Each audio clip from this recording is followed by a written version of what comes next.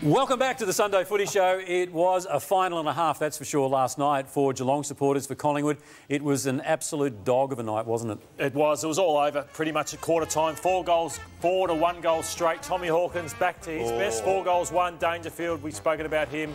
Mitch Duncan, what a player, Bill, he is for Geelong. Star. So consistent. Guthrie in good form. Tom Stewart in great form.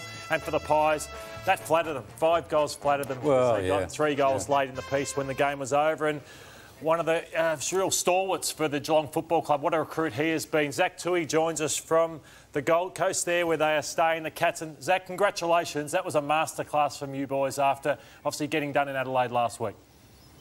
Yeah, g'day guys. It was a good performance. There's no doubt about it. We were disappointed with last week, although I don't think we played terribly at all. But it was nice to put in a fairly consistent 4-quarter game like we did last night. It seemed like for the first 5 or 6 minutes, I thought this is going to be a low-scoring, tight affair, but then it just opened up, and the way you controlled the game, it was just brilliant. And there's the run, the overlap, everyone got their hands on the ball, Zach. So just about you smashed them in the clearance, and as I said, the uncontested marks is how you guys owned the game last night.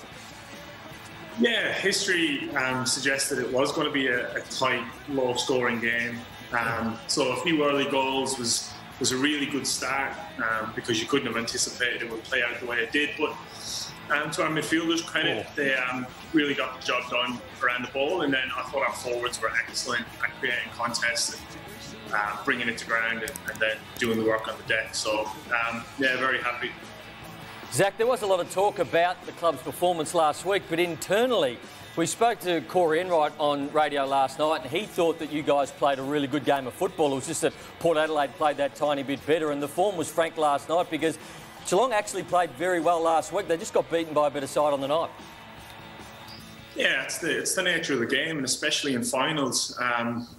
We didn't take our chances last week, and obviously if you kick straight, that goes a long way to winning most games of footy. And when we were on top, particularly in the second quarter, in the first half last week, we didn't really put it on the scoreboard, and then Port Adelaide took their chances in the third quarter. So it wasn't a terrible performance, although we obviously needed to improve. And last night was a step in the right direction. OK, Nathan, it was good to revisit that game from a week ago. So let's go back to last night's game. What does Chris Scott say to you at 3-quarter time when, for all intents and purposes, I mean, the game is beyond doubt. The result is beyond doubt. What does he say to you?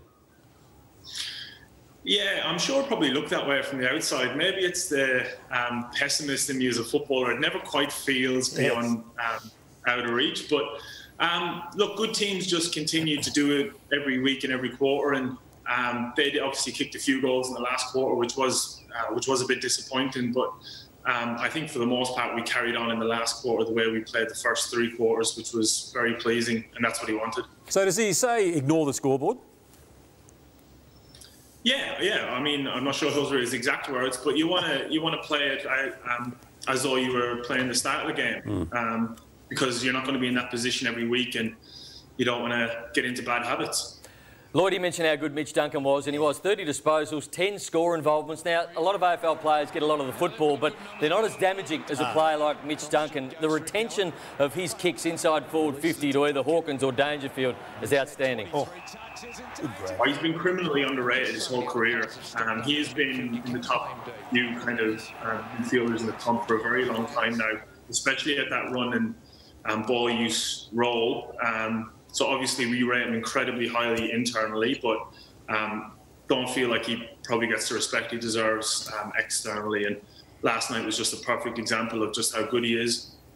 Spot on, Zach. You've had some great goal kickers at the Cats over the years. Tom Hawkins, very good last night, and kicked his 600th career goal, and that puts him third behind Gary Ablett Sr. and me and Doug Wade. So, no, but he's a bloody star, isn't he, Zach? He is, yeah. I've been fortunate enough to play with a few superstars throughout my career, and guys I look back on and consider myself very fortunate to have played alongside. And honestly, he's right up there. Yeah. Obviously achieved a lot, and he's gotten some individual accolades, but he's another one that I just feel maybe people don't fully appreciate how good he is.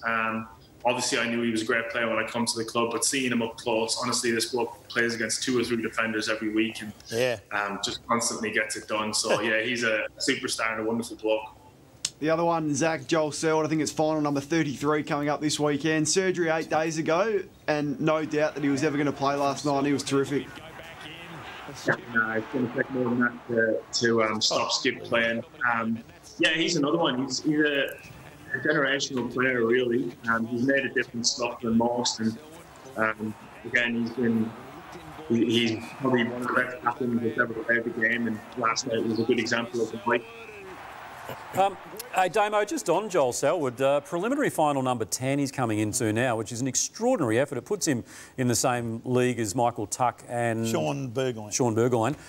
You just don't see that in football nowadays, do you? I mean, that is quite remarkable in this era where injuries play such a part in the game and can sort of thwart anyone. Yeah, and Zach would know better than I do as to what he went through even this week just to get himself right for that particular game. We discussed it last week. He couldn't put the finger back into the socket because there was no socket. The knuckle had just disappeared, and the surgery that he'd had would have kept, I think, a normal player out for 6 or so weeks. And Zach, your own role. You know, you've been a wonderful half-back flanker for many, many years. What a star. You're up the field now and banged that first goal home, which was important after the misses last week. Yeah. The scoreboard pressure critical, and you nailed it. Had to kick it, Zach. Yeah, it was nice to get on the end of it. Yeah, look, again, stating the obvious, I know, but kicking straight really does help. And we didn't take our chances last week, so to get off to a fairly positive start in the first 5 or 10 minutes was important. So I was just grateful to be on the end of another perfect Gary Ablett kick. Hey, sorry to be negative again, but can you avoid the finals record of Geelong in the build-up to that game last night? You know, was it? You know, is it mentioned internally at all about what's gone on previously in other years? No, it's not. Look, to be honest, I sometimes think some people must have an inflated opinion of their own opinion because it doesn't get inside these walls. I'm not sure. I don't think very much about last year's final series, much less what happened 5 or 6 years ago. So I'd rather be in a position to lose finals and prelims than where I was at for a very long period of my career and not able to play any. Good answer. Yes, very good answer there. Good answer. Hey, how have you found Hub Life? Because we saw Nathan Buckley in his post-match media conference last night suggested a couple of his players, not least Brodie Grundy, really suffering as a result of the restrictions of Hub Life. How have you found it? I've personally really enjoyed it. You know, I got away from my kids for 10 weeks, which was great because I hate my kids. And then I got to catch up. with them a few weeks ago, so it was great. Look, it's been a challenging year, and all joking aside, being away from family as a dad was easily the hardest part. But I'm just consider myself and all the players so fortunate that the season was able to be played at all. And look, we've been looked after incredibly well from both the club and the Queensland government. So it's had its challenges, but personally, I've loved it. You better say, Zach, that you love your kids. No, I do, yeah. I like them a lot. Well done, Zach. You're always great to talk to. Good on you, mate. The votes from last night.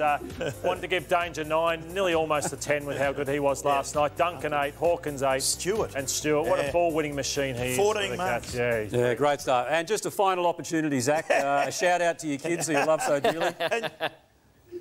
Yeah, thanks. And his wife. Guess where his girlfriend's from? Bendigo. Bendigo. Yeah, Bendigo. So will you stay around, Zach, when your footy career's over? Do you consider yourself an Aussie now? You won't be heading home? I'm still Irish, but I am not sure. I'd happily stay here. I love it here. It'll depend on work opportunities, to be honest, but happy to stay.